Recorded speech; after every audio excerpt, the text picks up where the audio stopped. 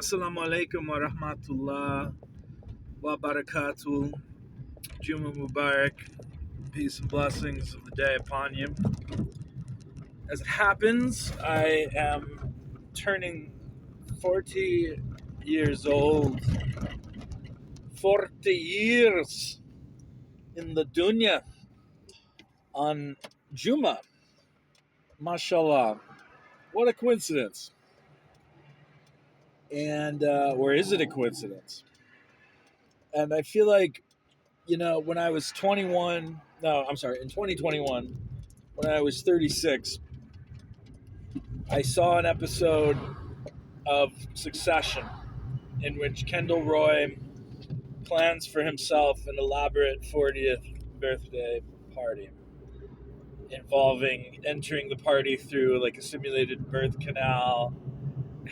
And he has a pile of presents. He's a very wealthy guy, if you're not familiar with the show, who's mad at his dad for not giving him like $1 billion or what have you.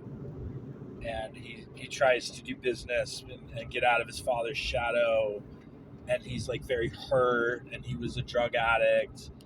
And because of that, he couldn't hold his marriage together.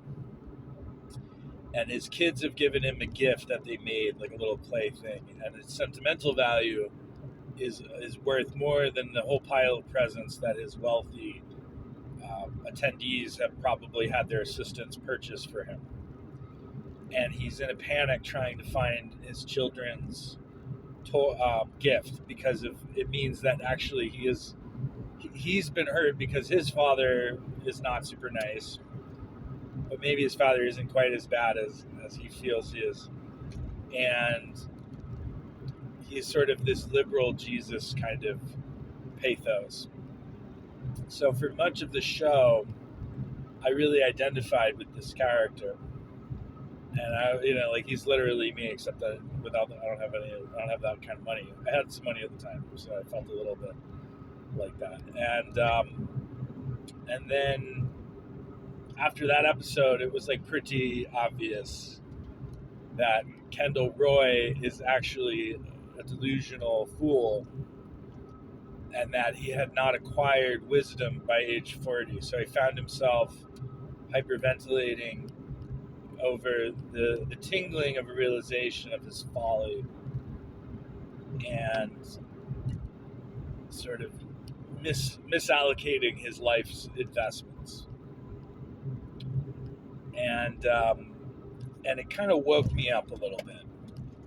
And then I had a little like kind of premature midlife crisis when a client contract, a grant from an Israeli zero knowledge proofs protocol company. The guy I had hired to do it was finding it too difficult, and he quit on me. And then I was like remiss, and I had won this money seemingly accidentally, and I was getting back into the Bible, and then I almost lost the money on an exchange that went bankrupt, and I pulled the withdrawals out right before they closed the doors and started the slaughter. People were able to get 10% back some weeks hence, and that was pretty much it. They converted it into some stock in a new exchange, which ultimately failed, and you may have been able to sell those shares for something and recover another 10% or whatever, but pretty bad. I wouldn't have been able to build my house. So I was sort of already in business with Allah in this time. And then once we built the house, then I started having some problems with my wife after the stress, and then this sort of triggered a series of events that led me to become a Muslim. And then my first 4 months as a Muslim, I was still in haram, and I was peeling it back. I was focusing on one haram at a time. De-attenuate the addiction. Get off of that haram. Now, okay, now what about this haram? This is the bigger one. This is tougher. or whatever. And it really completely changed my day-to-day capabilities, my purity, my maturity. I stopped feeling like a sad boy in a 30-something guy's body, and I began to feel like a grown man. Isn't that nice? MashaAllah. And the prayer helped, and all of these things helped. And of course, it happens that the religion that has the disciplinary medicine to cure me of my foolishness is replete with corruption, and I must become semi-qualified as a scholar independently in order to operate in it and have any kind of conscious, non-dissonant understanding and self-operation and epistemic sense that I am in fact practicing Islam, perhaps more, inshallah, more correctly than it has been practiced. And then in the last 2 years of my 30s, I labored intensively. I could have labored more. I worked typically 45 to 55 hours a week, including some side gigs to fund charitable, and then also charitable off of what I had raised from investors to basically give me a Latin American salary of a programmer. I utilized AI to go from being a sort of junior verging on intermediate level developer to being like intermediate verging on senior as the models got better about a year ago with O1. My ability to do front end, back end, etc. expanded. So really the first half of 2024, I was mostly toothpicking through logs myself and figuring it out myself and how to fix bugs in my protocol. So I got to really do software engineering.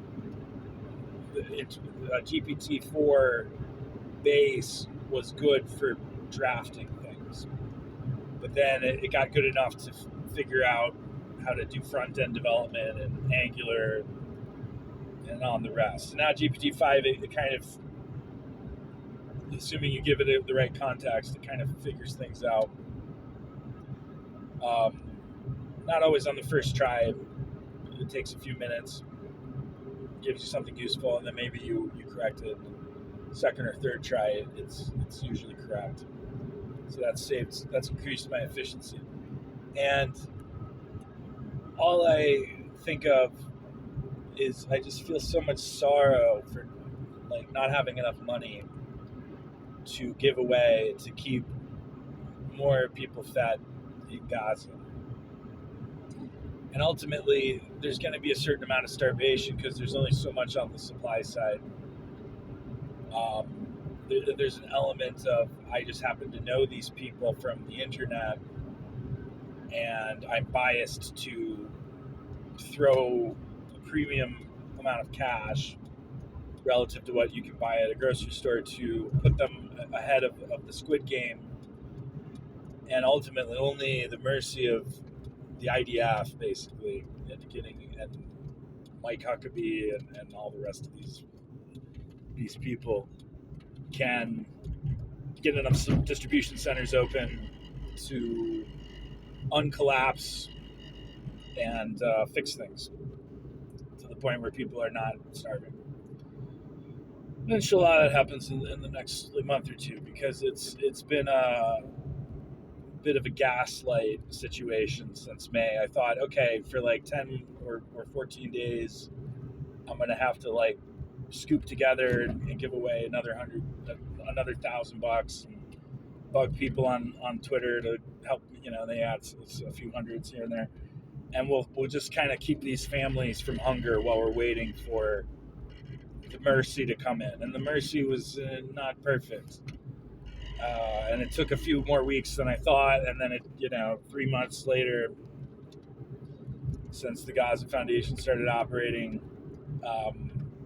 it's pretty much the Hunger Games. So they need to open up more centers and increase the actual flow by a factor of 8, just to get to the point where it's not starvation for those who cannot raid trucks or brave the gauntlet. There was a guy who he's been to the thing almost every day, trying to get a box to provide for his family. Surely he had some success. So these are the sort of people who are like good at adapting to this. And he's been injured 21 times. So this is a guy who knows how to play the game, when to duck, when to cut and run, and when to be patient and plow on and maybe get the box. It's quite a... it's sort of like being a professional poker player. And, but albeit you don't have any money, so what are you going to bet? You bet your life. So in the Quran, I think it's 53 something, I don't remember the verse exactly, but there's a part about blessing your parents and praising Allah for allowing you to reach 40 years of age. And in Quranist circles, even most extremely in the Rashad Khalifa tafsir, this is extrapolated to mean that either you will receive a forgiveness for your sins upon reaching this age, or that anybody, this is Rashad's more extreme extrapolation, that anybody who dies before that age, triangulating it with the other verse on Judgment Day, the people going into hell are told by the angels, were you not given enough life? So the assumption is some people haven't been, and they'll get a break. So, you're sort of child soldier type guy, the kid who grew up in the gangs and he became a horrible criminal and died at 24 or something, could get a break, which makes a lot of sense, actually, because it's sort of like, how some people are just not born into circumstances of having a healthy family that teaches you right from wrong. So, and the odds are really stacked against them to become good people. And this is where Brother Khalid's rather controversial interpretation of a limited reincarnation comes in. That rather than simply, well, okay, never mind, just go to heaven, even though you were a violent criminal, they get like a do-over. And so instead of the traditional Vedic, Vedic is actually more like ancient Canaanite or Zoroastrian type religion, which probably makes sense if you think about it. But, the Dharmic, really post-axial age, what we call Vedic because it's shorthand for India, and Hindu is actually not a great term because it's not precise, but actually Vedic is completely imprecise. So, if you did good, you'll be born again as a Brahmin. You'll be born into the upper middle class, and then maybe you'll be born as a king. And if you're a good king, then you'll be born as a Deva. You get to be in these mythology stories as a Gandalf type character. And then if you're good at that, then you don't become Sauron. Then it goes on, right? And then Buddhism is like, well, really the only winning move is to stop playing. Okay, well, our thing is a little different. Our thing is you do the best that you can with what you have. And so I thought, oh, great, I'm going to get this forgiveness, and it's kind of like the Ashura thing is Yom Kippur, which is from the book of Ezekiel, which I feel is, I'm more of a biblically friendly Muslim, so I feel like, that's legitimate. And I also, fast and observation of the hunger and slaughter of Imam al-Hussein, alayhi salam, in Karbala. And there's also the idea that if you fast on Al-Araf, that you'll get a forgiveness every year. And then there's the Laylatul Qadr dua, and you do a lot of astaghfirullah, zikr. So you get multiple